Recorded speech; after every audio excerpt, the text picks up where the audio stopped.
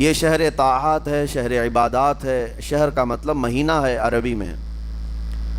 اور دیکھیں کتنی سہولیات تمہارے لیے رکھی گئی ہیں کہ شیطان کے وسوسوں سے محفوظ رکھا گیا، کہ تمہیں مہینہ بھر شیطان اور اس کی ذریت سے، اس کے حملوں سے بچا کر رب تبارک و تعالیٰ نے اس مہینے میں رکھا ہے۔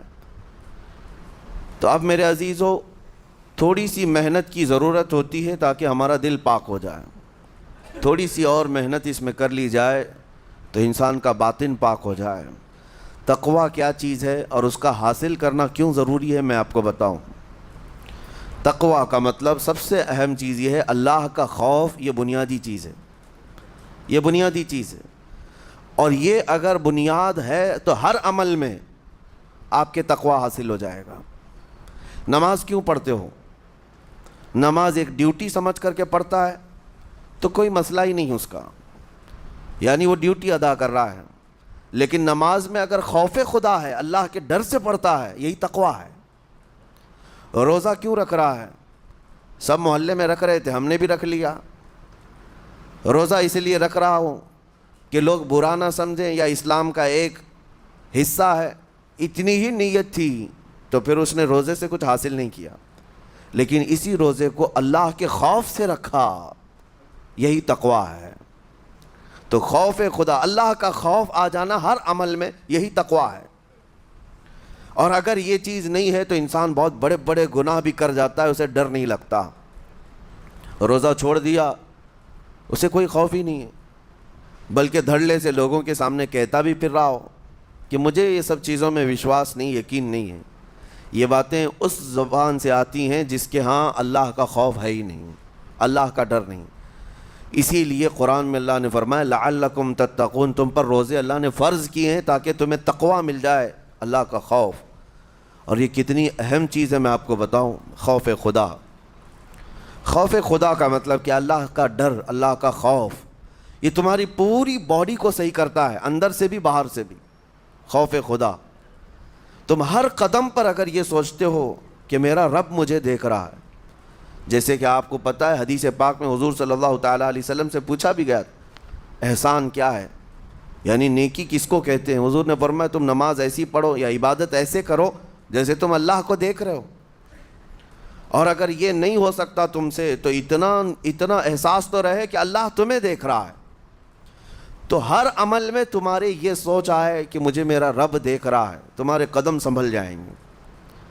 آج آپ مسجد میں بیٹھے ہیں، ادب سے بیٹھے ہیں، حالانکہ ایک آدھے گھنٹے کے بعد جسم کو پھیلنے کی حاجت ہونے لگتی ہے، تھوڑا پیر پھیلا لوں، پیٹھ کو ٹیک دے دوں، نہیں کرتے آپ، اس لیے کہ آپ کو احساس ہے کہ امام صاحب دیکھ رہے ہیں، مفتی صاحب دیکھ رہے ہیں، یا پھر مجمع میں لوگ دیکھ رہے ہیں۔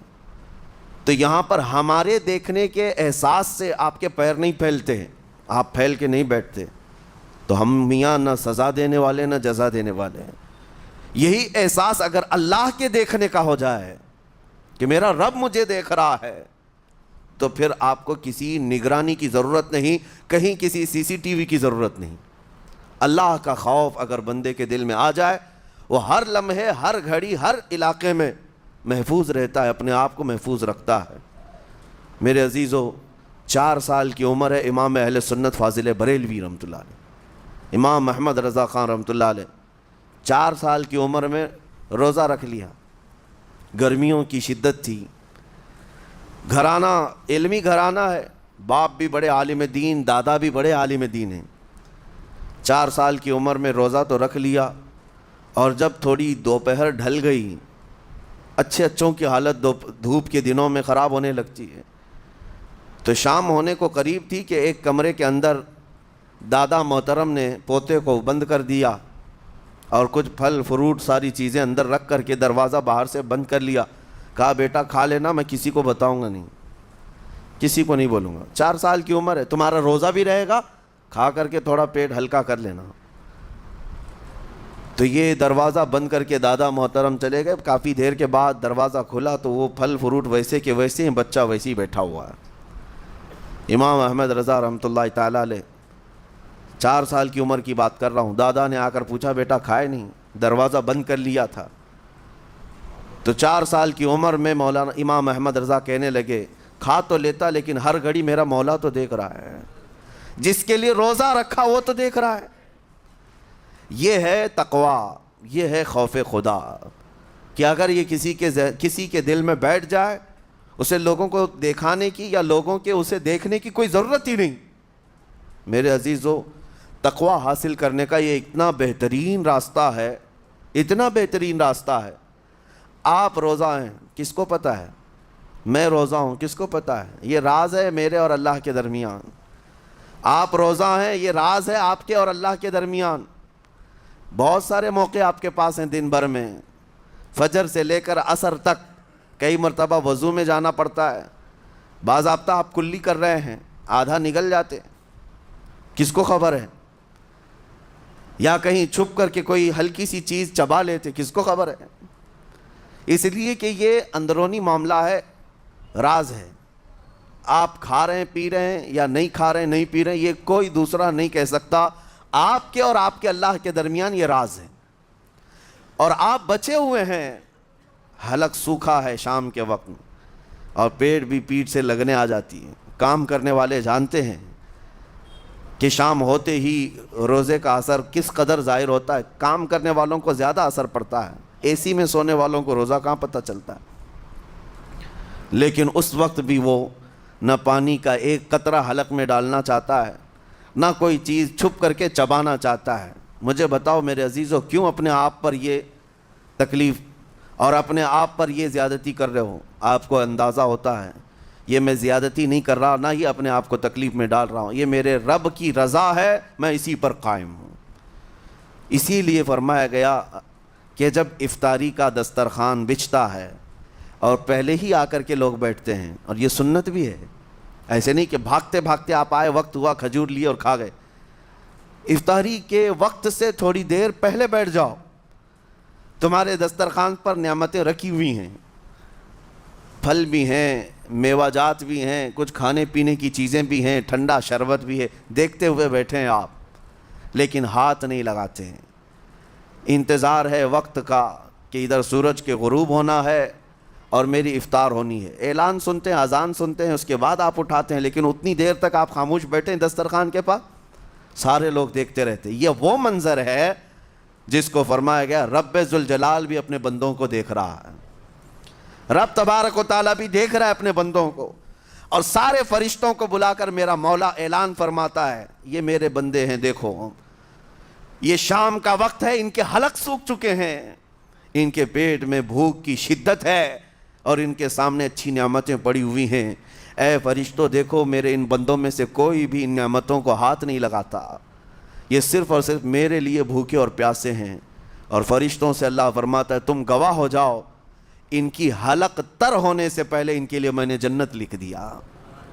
اسی لیے حدیث پاک میں ہے, جب افطار کرتے میرے آقا صلی اللہ علیہ وسلم یوں ارشاد فرماتے, ذهب الظمأ وابتلت العروق وثبت الاجر انشاءاللہ.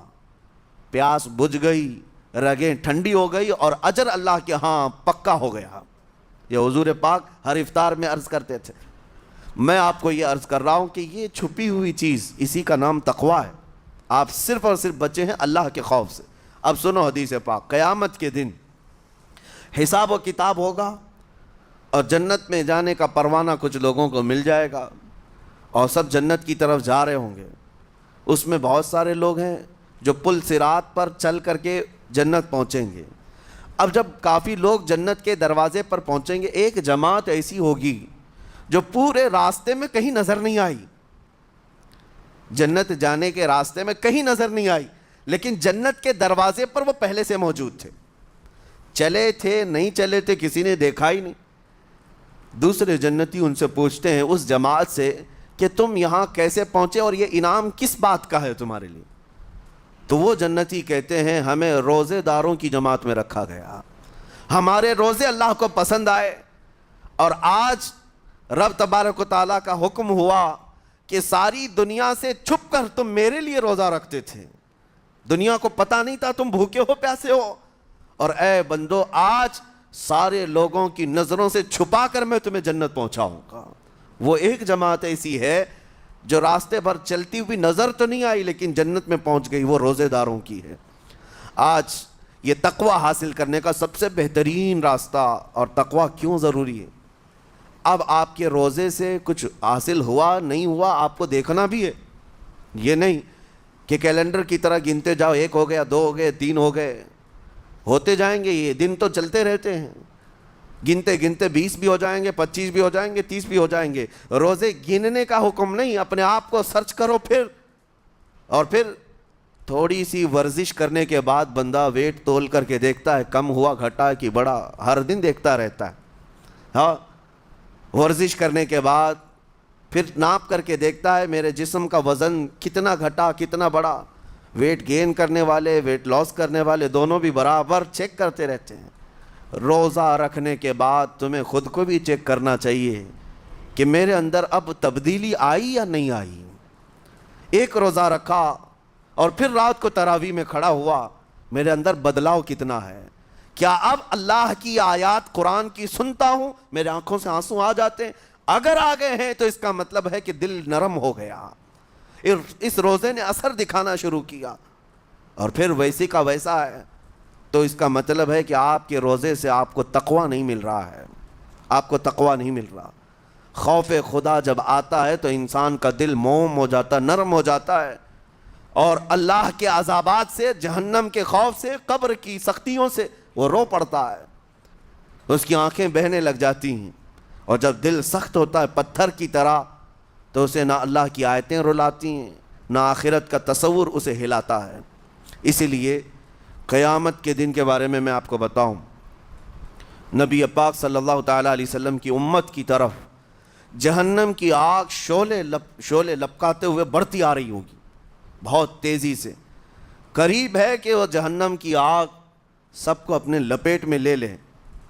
وہاں کھڑے ہوئے بہت سارے لوگ اپنے اپنے اعمال کا صدقہ پیش کرنے لگے، حاجی اپنے حج پیش کر رہے ہیں، نمازی اپنے نماز، روزے دار اپنے روزے، کہ اے جہنم ہماری یہ نیکیوں کا صدقہ رک جا۔ جہنم کی آگ بڑھتی چلی آئی، بڑھ رہی تھی۔ جبرائیل امین علیہ الصلاۃ والتسلیم حاضر ہوتے ہیں بارگاہ مصطفیٰ صلی اللہ علیہ وسلم میں، ایک پانی کا پیالہ انہوں نے پیش کیا اور کہا یا رسول اللہ صلی اللہ علیہ وسلم یہ پانی آپ اس آگ پر چھڑک دیں۔ نبی پاک صلی اللہ تعالیٰ علیہ وسلم نے وہ پانی اس آگ کی طرف پھینکا تو آگ دور چلی گئی، جو جہنم کی آگ اچانک بجھ گئی، کافی دور چلی گئی جو امت کی طرف لپک رہی تھی۔ رسول رحمت صلی اللہ تعالیٰ علیہ وسلم نے پوچھا جبرائیل سے یہ اتنا اثردار پانی ہے کون سا؟ یہ جبرائیل امین عرض کرتے ہیں یا رسول اللہ یہ آپ کے ان امتیوں کے آنسوؤں کا پانی ہے جو رات کھڑے ہو کر اپنے رب کے خوف سے رویا کرتے تھے، وہ اللہ کے خوف سے تھر تھراتے تھے، ڈر کر کے ان کے آنکھوں سے جو آنسو آتے۔ جبرائیل امین کہتے ہیں میں نے وہ آنسو جمع کر رکھے تھے اور وہ آج میں نے آپ کے سامنے پیش کیا۔ ایک آنسو کا قطرہ جہنم کی آگ بجھانے کے لیے کافی ہے۔